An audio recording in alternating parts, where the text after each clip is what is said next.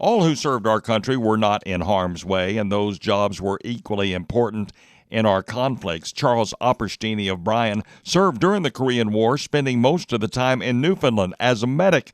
But much of his training came right here back in his hometown at Bryan Air Force Base. Today, Charles Opersteny serves as the commander of the American Legion, Post 159 in Bryan. And tomorrow he'll talk more about that post.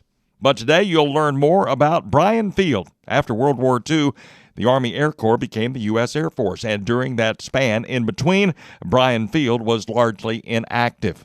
Hi, I'm Tom Turbiville. This is Brazos Valley, brought to you by Meese and Associates. Charles Opersteny was at Bryan Field. He remembers. And of course, Bryan Field was pretty much desolate at that time, so we had a lot of rebuilding program to do.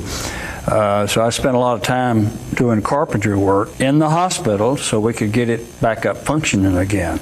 Bryan Air Force Base was located where the A&M Riverside campus is now, used mainly back then as a training facility. It was reopened for pilot training. At that time, they started out in T-28s, which was a propeller-driven plane. Had a tricycle landing gear, and after they apparently learned to land with the tricycle landing gear, then they moved up to the jet, which I think was at T-33. This was their final learning phase, and of course after that, then they were transferred to wherever the Air Force needed them, I guess flying jets and so forth and et cetera. Charles Opersteny recalls an accident at Bryan Field, and the field was really not ready to handle it then. And unfortunately, we did have a crash and of a T-28. I was manually having to give traction to a person's neck because he had a fractured cervical vertebrae. Pretty hard to do. We didn't have the equipment to do these things, but fortunately, the C-47 came in from San Antonio, and we were able to transfer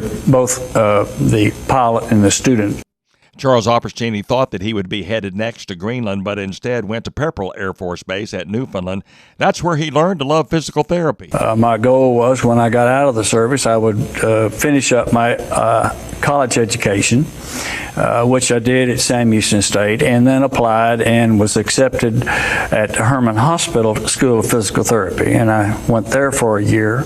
And for 43 years, he practiced in Houston before returning home to Bryan. Tomorrow, Commander Charles Opersteny will talk about the American Legion. I'm Tom Turbiville from Meese and Associates. This is Brazos Valley. If you are in need of legal services, please consider calling Meese and Associates, attorneys at law. Meese and Associates, an involved community partner.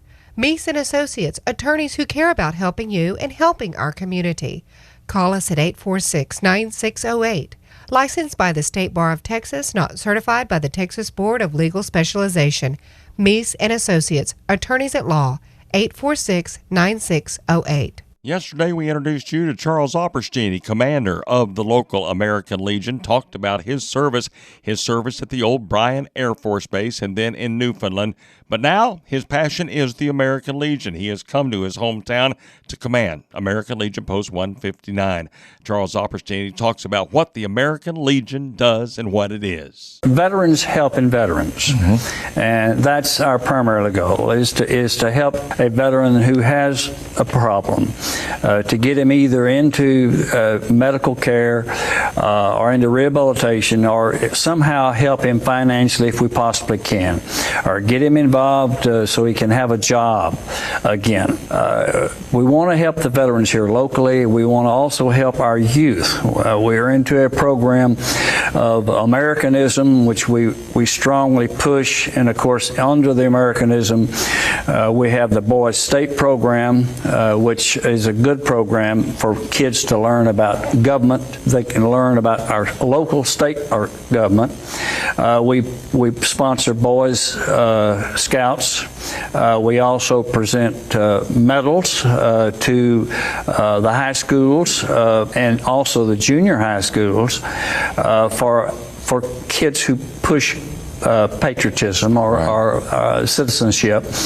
We also have an autorical contest, and this is a nice contest which we wish that we could get more young kids involved, because there is, if they win the state champion or the state finals, there's a scholarship there. So they have some money coming. Then from there, they go to national. So they can end up with quite a bit of money. So these are programs that we push. And of course, we consider ourselves as a family, and the family is the American Legion, the American Legion Auxiliary, as well as the Sons of the American Legion. You got the American Legion, you got the Veterans of Foreign Wars. These two groups work together. They work together very well. But what's the difference between the two groups? Can you belong to both? Well, yeah.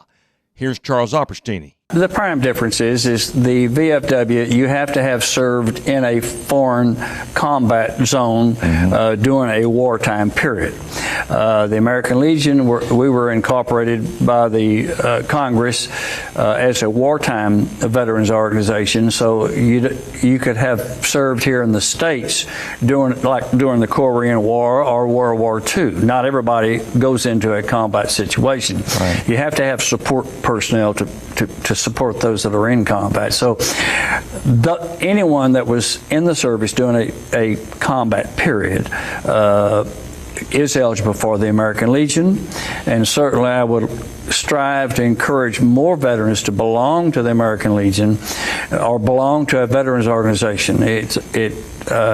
We only represent maybe not even 10% of the veterans of Brazos Valley.